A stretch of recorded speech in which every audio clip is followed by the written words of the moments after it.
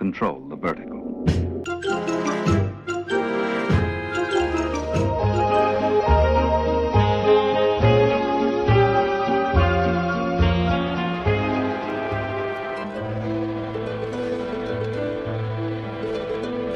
Welcome to Anthologic, the TV anthology podcast. I am your host, Mark. Anthologic is a podcast dedicated to exploring the good, the bad, and the odd of horror, science fiction, and the best of mystery suspense anthology shows and series on TV.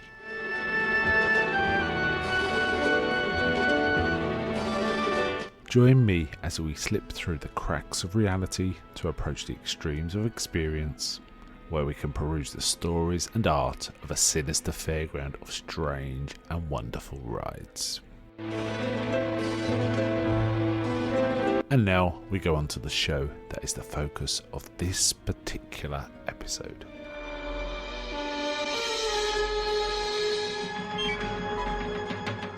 Welcome to this episode of Anthologic with your host, Mark.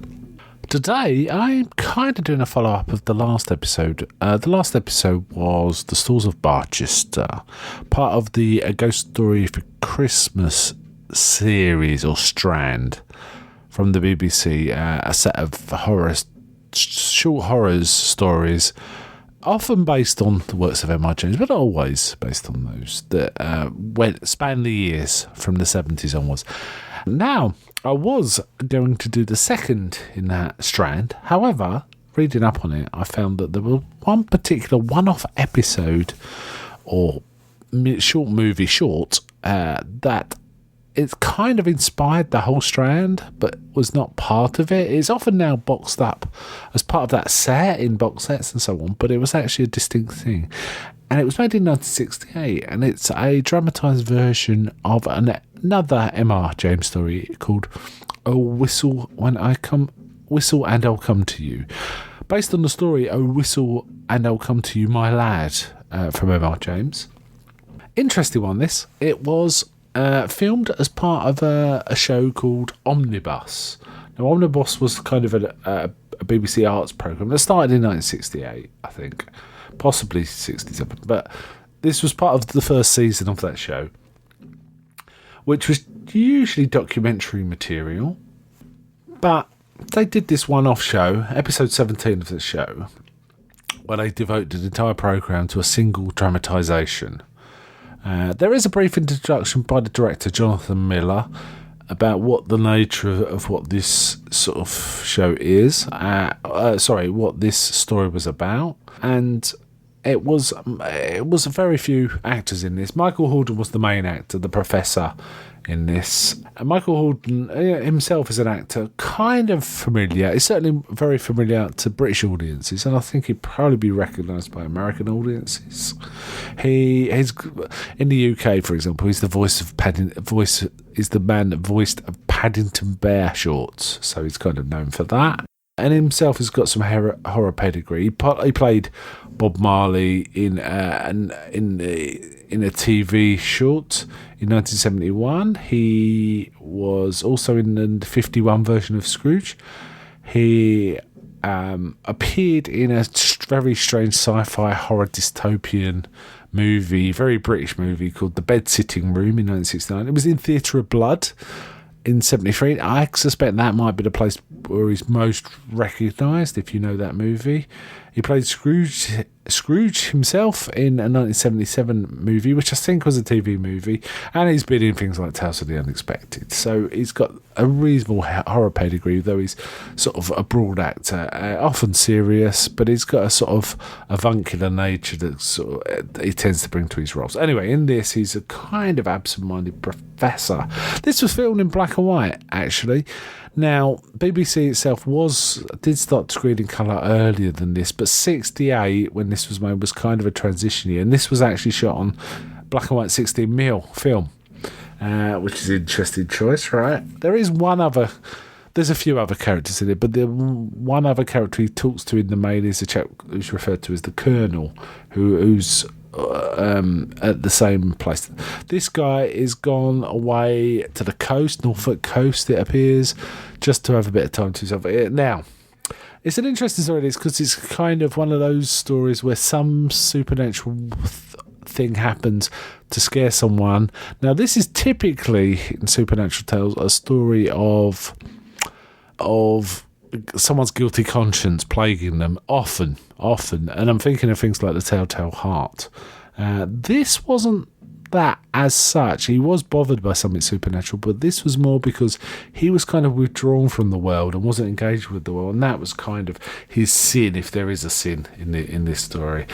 So that was kind of the nature of it. For example, the Colonel's there trying to chat to him, and he kind of doesn't want to engage. Colonel asks him to play if he wants a round of golf, and he goes, "No, I'm going to go for a drudge around the manor, check the graveyards, the beach, and all this sort of thing." And he comes up with a few lines for it. And he's kind of, you get the impression he's more bookish than intelligent. Let's put it that way. They're talking away. For some reason, the Colonel says to him, "Do you believe in ghosts?" And he goes, No, I don't believe in ghosts. And the Colonel responds, "There are more things in heaven and earth than are dreamt of in our philosophy." And his response is, "Well, you know what I always say, there are more things in philosophy that are dreamt of in heaven and earth." And they both have a bit of a chuckle about it. Anyway, while he's looking around these graveyards and things, he comes across this old wooden whistle. And it's got a sort of quote on it, which I have got on my notes, but I can't remember the actual words. Let's see if I can find them. Who is it that comes? Something like that. And he blows it, and then something. He blows it on the beach, and he kind of sees a figure in the distance on the beach, kind of looking like it's approaching, and it kind of makes him nervous. And he starts walking along the beach the other way, and turns around, and he sees the figure still about the same distance away. So it's almost like something's following him. And then there's a bit of to do. He asked the maids ask him if he wants to turn down a bed, and he's so bookish he doesn't kind of engage properly. And they're saying, "Well, the bed I slept in." I said, "But both beds have been slept in." He goes, "Well, I only slept in one," which is a sort of adds to the sort of tension. And then finally it ends with something rising from the bed. Now, it was a 40-minute film, and it was slow, and it wasn't great. The written story presents the nature of it much better, I think. I think the special effects, or the effect used at the end of this particular film, wasn't very good. It looked pretty set. It looked like some sheets draped over some wires or something. It wasn't great, and it kind of, strangely, it ends a little earlier than the written story. It ends with him kind of acting crazy, and sort of he's seen something. They kind of, whereas in the written story, the Colonel bursts in and kind of sees him on his own, when in fact he's been wrestling with something in a sheet. And then we get like, he's better now. He's got a more open mind, and but even like the sight of a scarecrow in a field will give him a sleepless night or two. It's that kind of ending, which is very typical of M.R. James. So I can't really recommend this. It's more for the completists. It wasn't the actual first one we discussed, which Source of Barges, was a significantly better presented production, in my opinion. Michael Hordern was fine, convincing as an actor. The acting was fine. I just think the presentation was a little flat. So but it's an oddity. It's a very strange little story. It just about qualifies for anthology because it is part of a series that shows different things. But this was in fact a documentary series. But there was this occasional dramatisation of a story, and this was one of them.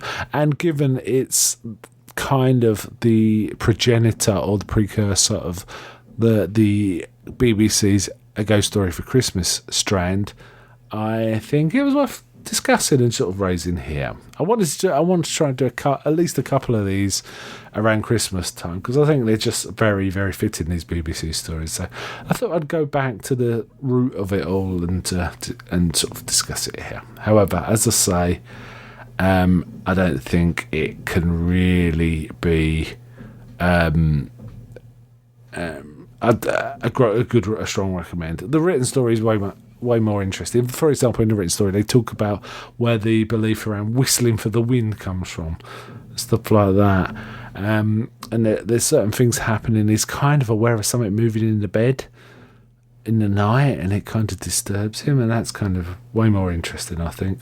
And also, the written story ends with the Colonel using a sort of beefy arm to throw the whistle as far as he can into the sea to put an end to all this. And also, it's kind of a relatively happy ending in the sense that the Professor comes away as a better person by having a more open mind, even though he has the odd sleepless night. Anyway, I'll roll it part that there. So, until next time, is there anybody out there?